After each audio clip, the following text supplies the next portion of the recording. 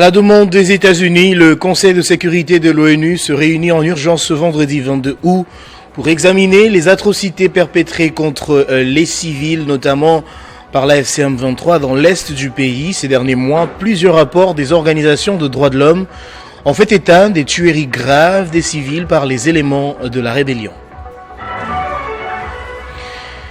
Après le Rwanda, l'Eswatini et le Soudan du Sud, c'est au tour de Kampala de conclure un accord sur les migrants avec le gouvernement américain de Donald Trump.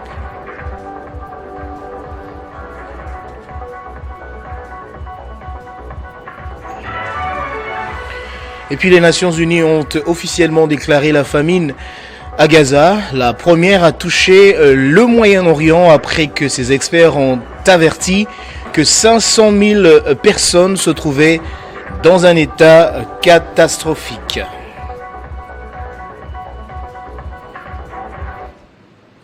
Nouveau journal sur Télé 50, bienvenue à tous. À la demande des États-Unis, le Conseil de sécurité de l'ONU tient une réunion d'urgence ce vendredi 22 août pour examiner les atrocités perpétrées contre les civils, notamment par l'AFC M23 dans l'est du pays.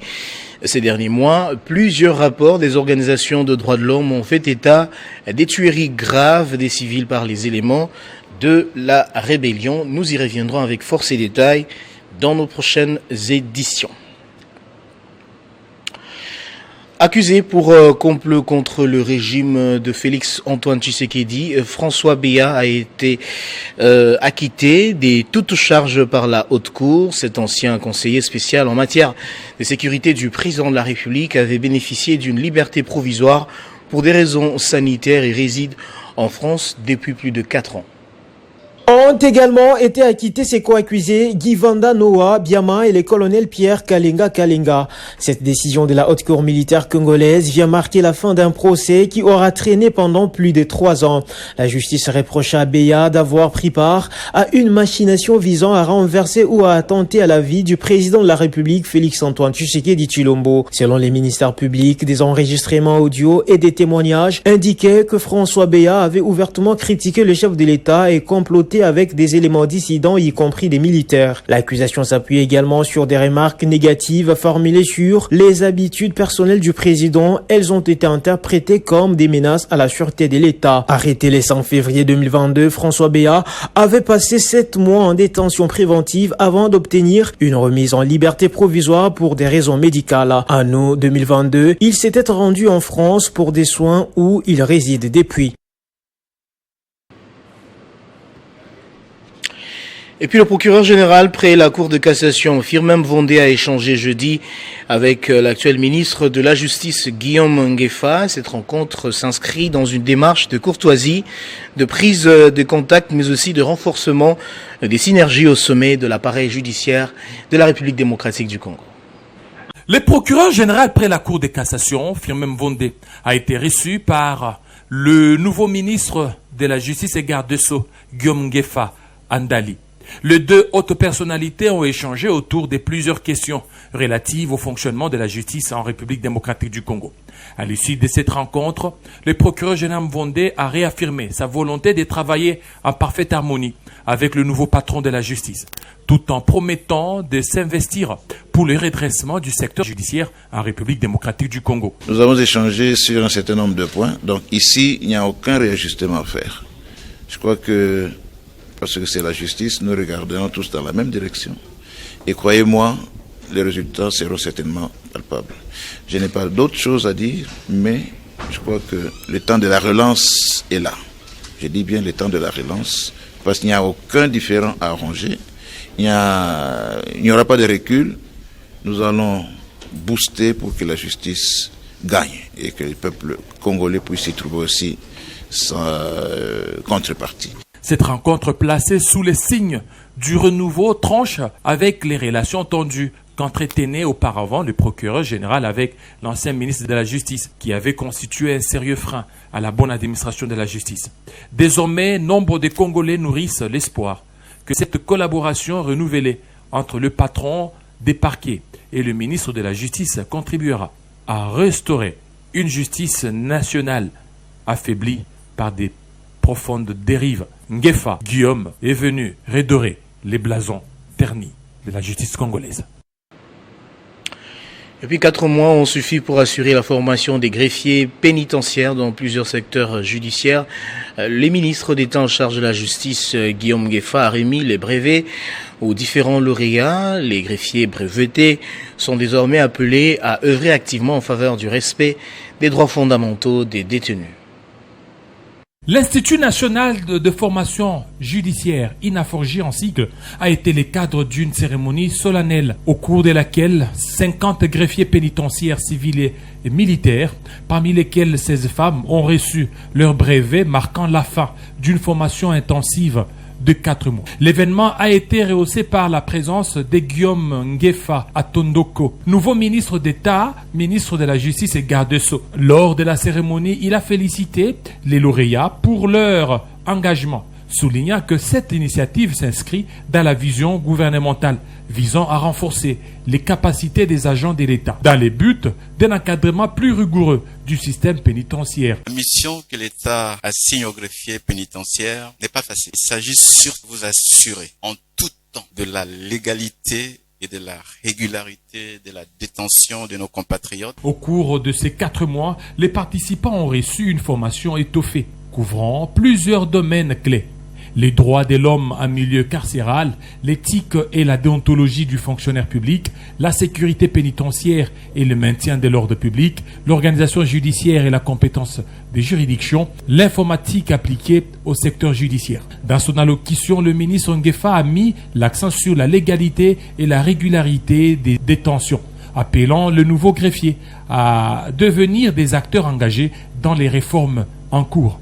Cette prise de position s'inscrit dans une dynamique plus large, instaurée depuis sa nomination. Le vice-ministre en charge de la Défense nationale, Guy Kabombo Mwadianvita, présent à l'événement, a salué l'engagement du gouvernement à professionnaliser la justice militaire, rappelant l'importance d'une justice pénitentiaire forte pour la stabilité institutionnelle.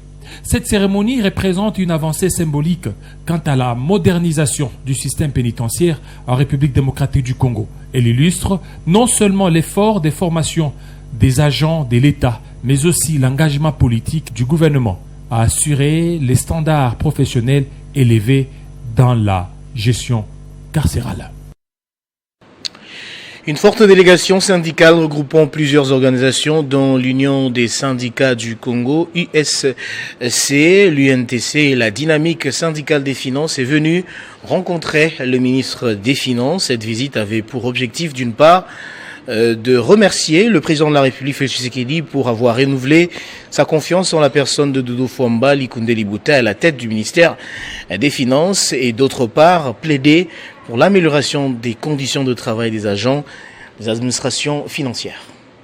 Dans une atmosphère empreinte de respect et d'espoir, le ministre des Finances Doudou Fwamba Likunde Libota a reçu une importante délégation syndicale constituée de l'Union des syndicats du Congo, de l'Union nationale des travailleurs du Congo et de la dynamique syndicale des finances, au siège du ministère des Finances. Cette rencontre marque une étape importante dans la consolidation du dialogue social au sein de l'administration financière nationale. Les représentants syndicaux ont d'abord tenu à féliciter le ministre pour sa récente confirmation à la tête du ministère des Finances, symbole d'une confiance renouvelée du chef de l'État Félix Tshisekedi. En même temps, ils en ont profité pour exprimer les préoccupations des agents des administrations financières en insistant notamment sur l'amélioration des conditions de travail et l'importance d'un renforcement de la prise en charge sociale, en particulier dans un contexte économique exigeant. Doudou Fwamba Likunde Libota a salué l'initiative des syndicats, qualifiant leur démarche de noble, soulignant qu'elle vise le bien-être collectif. Il s'est montré rassurant, affirmant sa disponibilité et son engagement à accompagner leurs revendications. Je vais demander aux uns aux autres de rentrer dans vos lieux de service pour aller travailler. Je suis très reconnaissant de ces messages de soutien à l'endroit du chef de l'État, ces remerciements que vous lui adressez pour m'avoir reconduit ici à la tête de ces ministères. Mais maintenant, l'heure est au travail. nous devons faire ce dont les peuples attendent de nous. Vous, les agents et cadres de l'administration des finances, du secrétariat général, cessons de penser qu'aujourd'hui, le travail du secrétariat général se limite dans la notification et dans la signature de commissions d'affectation. En guise de conclusion, Doudou Fambali Condé Libota a encouragé les syndicats à entretenir ces dialogues permanents et constructifs dans un esprit de rigueur et de proximité avec les agents. Cette approche vise à renforcer la cohésion interne et à contribuer à l'efficience de l'administration financière. Poursuivant ce journal pendant ce temps, en Ituri, l'armée annonce la reddition des plus de 70 éléments de la milice CRP de Thomas Lubanga. Ils se sont rendus avec armes et munitions après une forte pression militaire, précise les forces armées de la République démocratique du Congo. Les détails dans ce reportage de la presse militaire. Il ne s'agit pas ici d'un désarmement volontaire mais plutôt forcé après la pression militaire exercée par les forces armées de la République démocratique du Congo. Ces affrontements se sont déroulés les 19 août courant. Ces mouvements CRP Zaïre de Thomas Lubanga alliés au M23 a subi de lourdes pertes, dont des morts et des blessés graves.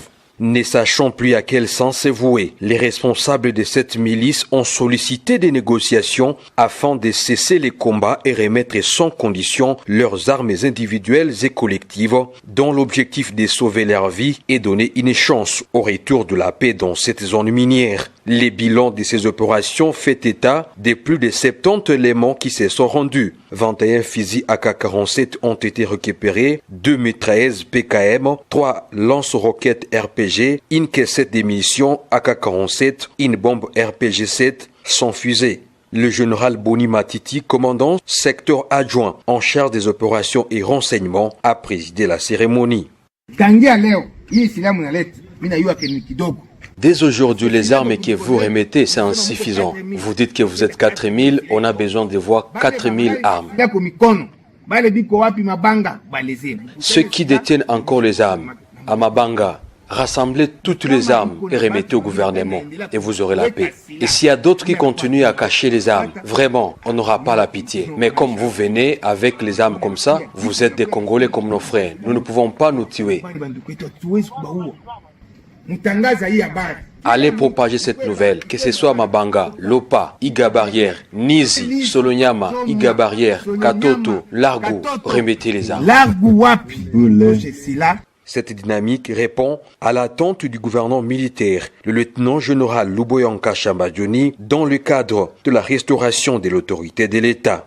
La cérémonie officielle de cette réédition a eu lieu dans la localité de Pandourou en présence de l'honorable Daniel Ouyewa.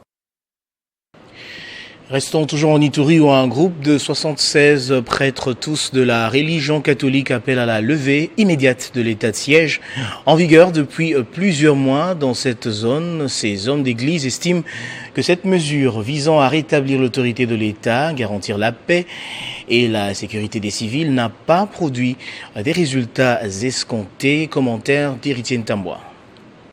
Plusieurs sources indiquent que leur demande a été officiellement formulée dans une déclaration rendue publique jeudi à Bunia. Ils prennent comme preuve la détérioration de la situation sécuritaire depuis juillet 2025, marquée par des tueries, arrestations et détentions arbitraires, extorsions, menaces et tortures touchant les communautés locales.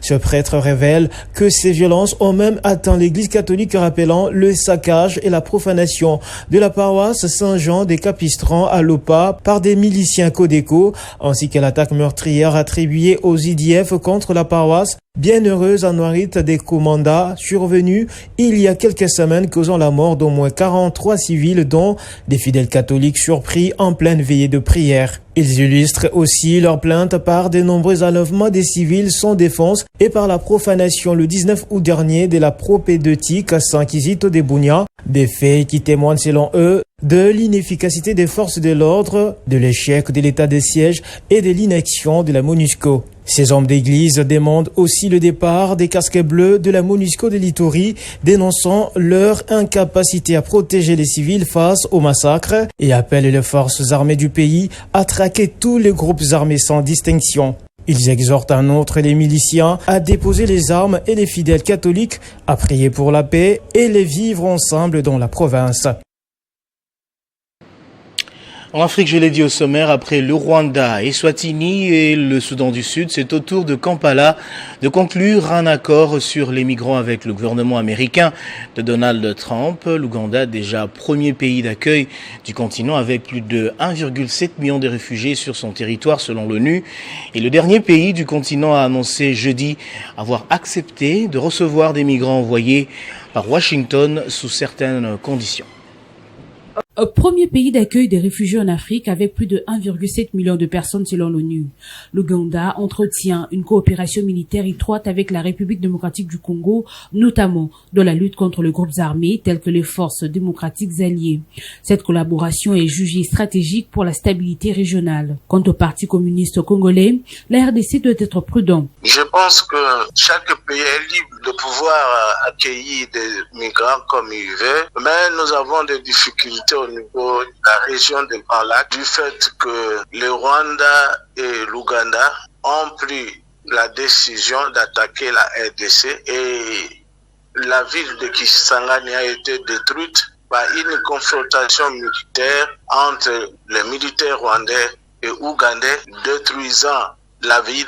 Et aujourd'hui, l'Ouganda est condamné au niveau de la justice internationale. Les deux pays n'ont pas assez de ressources, mais ils accueillent quand même des migrants. Il faudra qu'au niveau de la RDC, les dispositions soient prises, au besoin même de fermer les frontières avec ces deux pays. Parce que si on ne renforce pas la sécurité au niveau des frontières de la République démocratique du Congo, ces immigrants que vous appelez immigrants, les autres sont des terroristes. Et je pense que c'est une manière de renforcer le M23 et renforcer tous les groupes armés étrangers dans l'opération de pillage des richesses de la République démocratique du Congo. Voilà notre position et que c'est une bombe en retardement. Et la République démocratique du Congo doit prendre ça au sérieux. L'opération turquoise au Rwanda, l'assassinat de Habyarimana au Rwanda, les génocides au Rwanda, c'est le Kivu qui paye aujourd'hui. Nous ne voulons pas que Kisangani paye ce que Goma est en train de payer. Le secrétaire permanent du ministère ougandais des Affaires étrangères, Vincent Baguiré, a récemment souligné que toute décision sur l'accueil des migrants transférés par les États-Unis serait soumise à des critères rigoureux sans ignorer les impératifs sécuritaires et humanitaires. Par ailleurs, l'examen en cours des modalités pratiques laisse planer le doute sur une mise en œuvre effective et sans heurts. Derrière ces réserves, c'est la stabilité même de la région qui semble en jeu. La menace persistante de groupes armés, couplée à la complexité des relations bilatérales entre l'Ouganda et la RDC, invite à la plus grande prudence. Ce contexte soulève ainsi des questions légitimes. Jusqu'où Ouganda est-il prêt à s'engager dans un accord qui pourrait déstabiliser encore plus une zone déjà fragile? L'efficacité et la sincérité de ces accords restent à démontrer. Au final, la posture ougandaise rappelle que les décisions migratoires ne peuvent être dissociées des réalités sécuritaires régionales.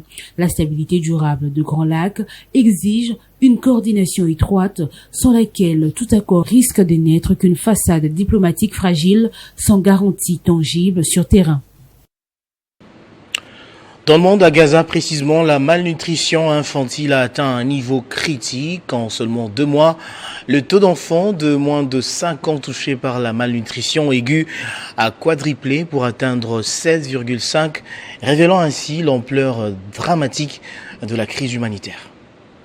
L'alerte des agences onusiennes met en évidence une réalité insoutenable. Les enfants de Gaza payent les prix les plus lourds d'un conflit qui dure depuis près de 22 mois. Les quadruplements des cas de malnutrition aiguë en si peu de temps traduit un effondrement complet de l'accès à l'alimentation et aux services de santé. Au-delà des statistiques, ce sont des vies fragiles qui basculent chaque jour. Les manques de nourriture conjugués à la destruction des infrastructures vitales et aux restrictions sur l'aide humanitaire laissent craindre les déclenchements d'une famine à grande échelle. Les messages des Nations Unies éclairent: sans intervention rapide et massive, la survie des plus jeunes générations de Gaza est gravement menacée. La communauté internationale est désormais placée devant ses responsabilités. Sans action rapide et coordonnée, préviennent les experts, Gaza risque de basculer dans une catastrophe humanitaire d'une ampleur sans précédent au XXIe siècle. En sport, pour terminer, la 21e édition de la Coupe du Congo de volleyball poursuit son bonhomme de chemin au gymnase de la police nationale congolaise. Les favoris chez les dames, tout comme chez les messieurs, annoncent déjà leur couleur, le cas des Aigles du Congo qui visent les titres. Les lampions sont allumés, la fête a commencé et les cadors annoncent déjà leur couleur. Chez les hommes comme chez les dames, les Aigles du Congo survolent déjà la 21e édition. Les samouraïs rêvent le Graal. Nous sommes vice-champions de la saison passée. Et cette année, vraiment, on vise le sommet. On veut être champion. Donc voilà pourquoi nous sommes concentrés. Notre deuxième victoire va nous permettre en fait de se dire que on peut arriver jusqu'au fond. Le club du Lalaba ne sont pas venus en victime expiatoire. Le WC Emmanuel chez les messieurs et Police chez les dames vise aussi le Graal. Encore de bonnes choses. C'est vrai que nous avons perdu le premier match. Nous avons des grands adversaires que nous allons encore affronter. Mais ça va nous amener encore à beaucoup travailler, à expérimenter encore ce que nous avons préparé chez nous. Nous allons voir si ça va encore bien marcher sur les grandes équipes.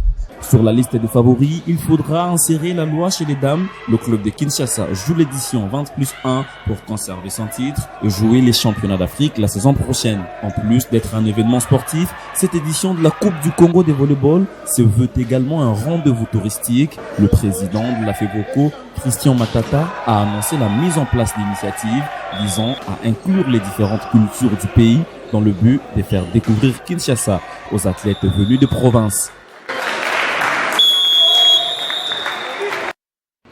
On va prendre les rappels des titres à présent.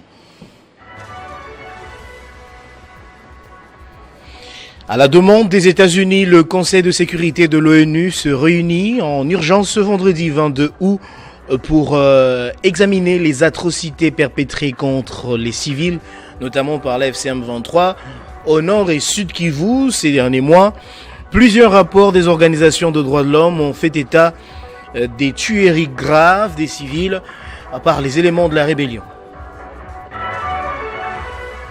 Après le Rwanda, les Swatini et le Soudan du Sud, c'est au tour de Kampala de conclure un accord sur les migrants avec le gouvernement américain de Donald Trump. Et puis les Nations Unies ont officiellement déclaré la famine à Gaza, la première à toucher le Moyen-Orient après que ces experts ont averti que 500 000 personnes se trouvaient dans un état catastrophique.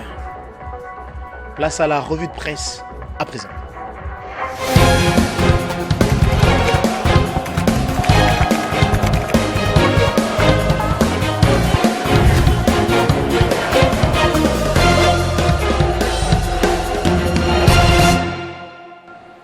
C'est avec Nathan Diamouté qui va me rejoindre sur ce plateau dans quelques secondes, à qui j'ai dit bonjour et bienvenue. Bonjour Christian Kalonji, merci. Bonjour également à tous ceux qui nous suivent de partout.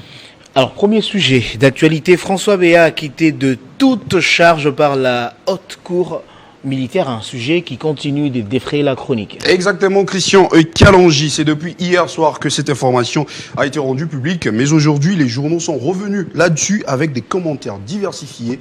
Eh bien oui, l'ancien conseiller en matière de sécurité de Félix Tshisekedi, François Béat, acquitté par la justice, nous rapporte le journal Congo Nouveau. Eh bien, Christian Kalonji, la haute cour militaire s'est prononcée, je disais hier, sur cette affaire de François Béa qui a été poursuivi pour, je cite, complot contre la vie ou la personne du chef de l'État, offense au chef de l'État, violation des consignes et incitation de militaires à commettre des actes contraires au devoir et à la discipline. Le journal La Prospérité, quant à lui, souligne que François Béa Kassunga a été blanchi par la haute cour militaire. C'est d'ailleurs les titres qu'il met justement sur sa une. Selon ses quotidiens, ces verdicts spectaculaires met fin à plus de 3 ans d'une saga qui a tenu en haleine l'opinion publique congolaise et soulevé de nombreuses questions sur les luttes des pouvoirs au sommet. La presse en ligne Wise.cd nous informe pour sa part que présentement à l'étranger pour des soins médicaux après son incarcération dans les locaux du service de renseignement ici à Kinshasa, François Béa pourrait éventuellement regagner la capitale congolaise en homme libre, loin de toute poursuite judiciaire. Son procès était donc ouvert sans lui, rappelle le journal Les Phares. Toutefois, il était représenté par ses avocats qui avaient d'ailleurs réclamé dans leur plaidoirie son acquittement pur et simple, estimant que son dossier était vide. Par contre, nous fait savoir cette fois Géopolis Hebdo, la commissaire supérieure principale Lili Tambwe Moa et le colonel Sikapatit Mukili ont été condamnés pour violation des consignes, une infraction pour laquelle ils avaient déjà purgé leur peine en détention préventive.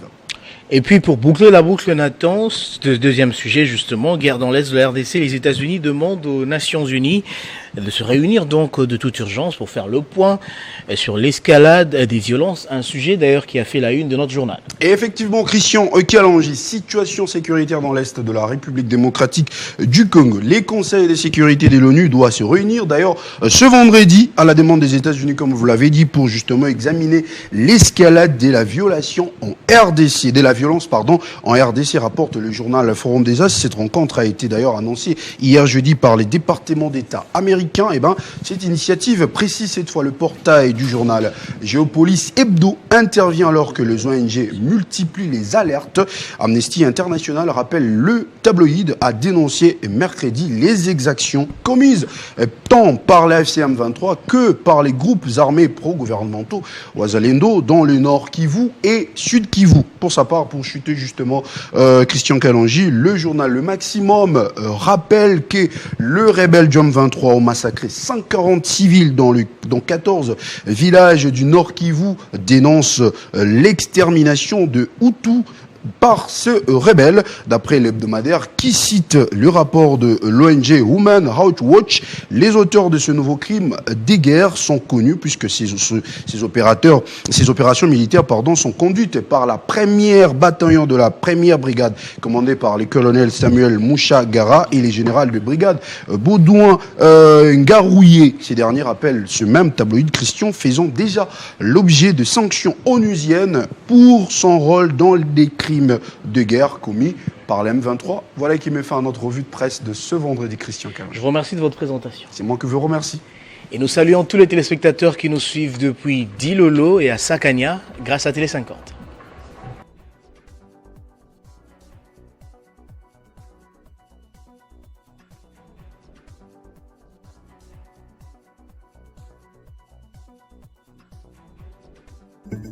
Retrouvez toute l'actualité en continu sur www.tele50.cd.